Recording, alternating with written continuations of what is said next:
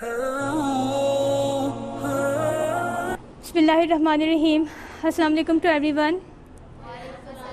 My name is Fatima and partner name is Tahreem.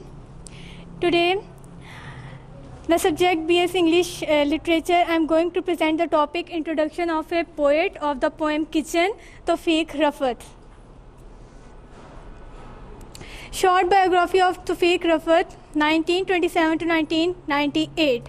He was known to be the pioneer of the Pakistan in English language. He translated many verses of Bulle Shah in English, writing from the post-independent period from 19th century. Born in 1927 in Sialkot. Educated at Dahra Dan, Aligarh and Lahore. Translated many verses of Bulle Shah in Urdu from Urdu to Urdu poetry in English. He died at Lahore in 1998. Some collection of his poems: Time to Love, Kitchen, When We Kiss, A Touch of Winter. The next stanzas of the poem that is represented by my partner Tahreem. So I would like to Tahreem come and continue the.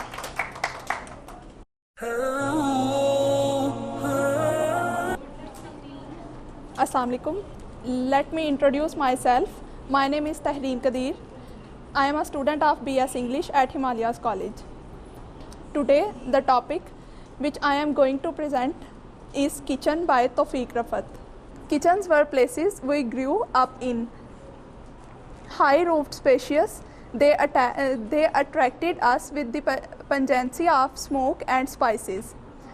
From December beds, we hurried to the cheer of wood fires, above which sang black kettles. The poet says that the traditional and medieval kitchens were very large and spacious places, which were a source of attraction due to their unique smells of smoke and spices which they carried. These were the places, according to the poet, where we all members of the family grew in full harmony. इसमें poet हमें बता रहा है कि हमारे जो kitchens थे हम उनमें बड़े हुए हैं, मतलब ये ओल्ड ट्रेडिशंस की बात हो रही है, पास्ट की बात हो रही है। जो किचन्स थे, पुराने जो किचन्स थे वो बहुत कुशादा थे, बड़े बड़े थे, उन्हीं में मतलब ज़्यादा लोग बैठते थे। उधर जो मतलब खाने बन रहे होते थे उसी के टेस्ट की हमें स्मेल भी आ रही होती थी, वो मतलब खानों की स्मेल आ रही होती थी। फिर दिसंबर की बात हो रही है कि जब दिसंबर आता था तो हम लोग अपने किचन्स की तरफ जाते थे, क्योंकि सर्दियों में लकड़ियों को जला के जो हमारे बड़े बूढ़े होते थे वो आग लगाते थे। आप लोगों को तो शायद पता हो ना पता हो, लेकिन इनको पता होगा। Once there we dawdled over last night's curry and fresh bread dripping from the saucepan, eggs and everlasting bowls of tea. Discussion centers on primaries, births, deaths, marriages, crops. Mother president contributing only her presence, busy ladling. The poet advances, giving us further advantages of the tradition, old kitchens of the past. He says that we, the family members, used to eat night's curry, prepared in great spicy manner, with bread dipping in it. During those times, it was common practice to discuss on all the matters of life and surroundings. इसमें बात हो रही है कि वहाँ हमारे मतलब kitchens में, जो पास्ट की बात हो रही है, हमारे किचन्स में खाना बहुत ज़्यादा तादाद में बनता था, क्योंकि वहाँ उस टाइम पे सब मिल के बैठ के खाते थे। अब तो हमारा ये ट्रेडिशन है ना कि जिसको भूख लगती है वो किचन में जाता है, अपना खाना डालता है, अपने रूम्स में ले जाता है, या किचन में बैठ के खाया और उठ के चले गए। तब सब इकट्ठे बैठते थे, खाना ज़्यादा तादाद में बनता था। उसमें बात की जा रही है कि जो हमारी रात के टाइम जो कड़ी बनी होती थी उसमें हम ब्रेड के साथ उसको डिप करके खाते थे और एग्स और चाय को इंजॉय करते थे। उसके बाद है कि वहीं पे बैठ के हमारी डिस्कशंस होती थी, जो बेसिक डिस्कशंस होती थी, प्राइमरी बेसिक डिस्कशंस होती थी, मतलब घर में जो डिस्कशंस होती हैं सब बैठे होते हैं तो उसमें सारी मतलब बहुत सी बातें आ जाती हैं। किसी की अगर बर्थ हुई है, किसी की डेथ हुई है, किसी की मैरिज है, या क्रॉप्स की बातें, खेतों की, या जो भी। मदर प्रेसिडेंट, इसमें बात आ रही है कि जो हमारी मदर होती थी या जो मतलब बड़ी दादो या अम्मी जो भी खाना बना रही होती हैं वो वहाँ पे प्रेजेंट तो होती हैं, वहाँ पे मौजूद तो होती हैं, लेकिन कंट्रीब्यूशन उनकी इतनी ज़्यादा नहीं होती हमारी मतलब बातों में। वो ज़्यादा बात नहीं करती क्योंकि वो उस टाइम बिज़ी होती हैं खाना बनाने में और खाना पेश करने में। Next stanza, noise was warmth, now in these cramped spaces there is no time for talk. A stainless homogeneity wings back our sneers, chairs are insular. They do not encourage intimacy like slates, the table tucks bellies in.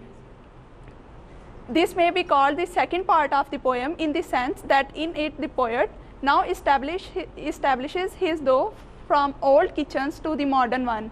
According to him, the modern kitchens are not enough roomy and spacious that the members of the family can easily move around in. इसमें बात हो रही है कि noise was warmth के जो शोर था वो पुरसकून था। उसके बाद अब की बात की जा रही है, इस यहाँ से हमारा सेकंड पार्ट शुरू हो गया पोएम का। अगर हम लोग प्रेजेंट की बात करें तो हमारे किचन्स की जो स्पेस है वो बहुत कम हो गई है।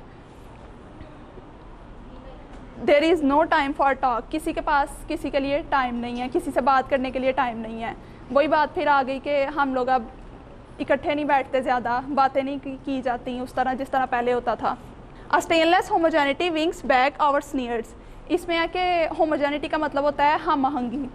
उसमें आ जाता है कि अगर हम लोग पास्ट की बात करें तो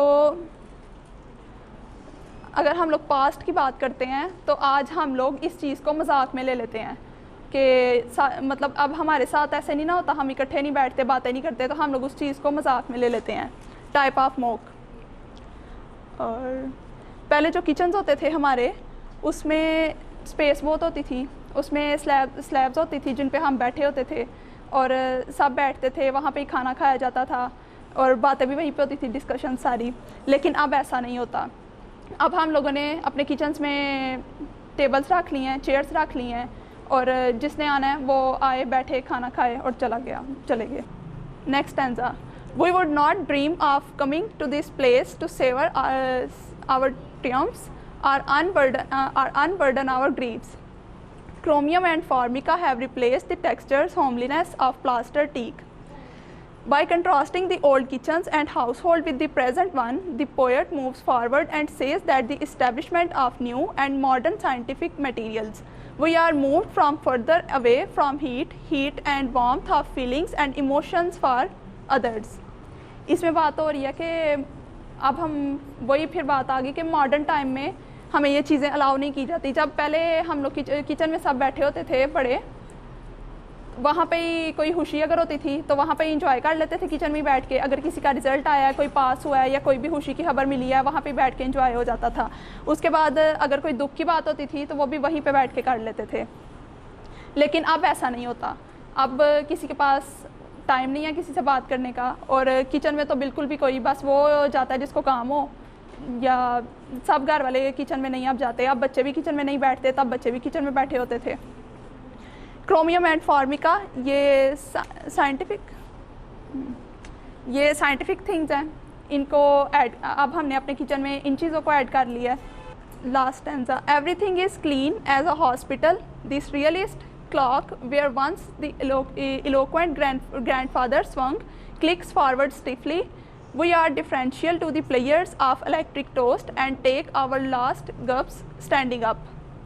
In this stanza of the poem, the poet concludes the argument by giving us a look into this realist point in action, describing the tick-tick of the clock. Clock is placed at a position where once the head of the family's photograph was fixed.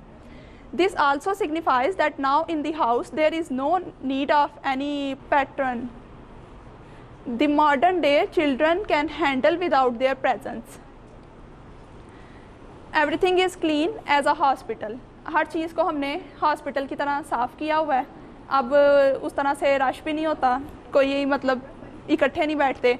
दस realist clock, इसको मतलब इसमें वो बात की जा रही है कि पहले घर में सिर्फ एक ही घड़ी होती थी, उसी से टाइम देखा जाता था, सब उसी से टाइम देखते थे, और उस घड़ी के साथ जो हमारे ग्रैंडफादर्स होते थे या दादा या नाना जो भी होते थे उनकी तस्वीर लगी होती थी। जब भी टाइम देखा जाता था तो साथ उनको भी देखा जाता था, उनकी हमें उनके पुराने ट्रेडिशंस याद आते थे। लेकिन अब ऐसा नहीं, अब हर कमरे में क्लॉक अलग से लगा हुआ है। वैसे तो अब फ़ोन होते हैं सबके हाथ में, और अब इलेक्ट्रिक मशीन्स आ चुकी हैं, इलेक्ट्रिक टोस्ट है, जैसे वॉशिंग मशीन्स हैं, ये सारा कुछ। तो लोग जो हैं अब एक दूसरे के साथ भी नहीं बैठते। ओवरऑल थीम इसका यही है कि डिफरेंस बताया गया है ओल्ड किचन्स में और मॉडर्न किचन में। हमारे ट्रेडिशंस और कल्चर्स जो हैं वो हमने चेंज कर दिए हैं।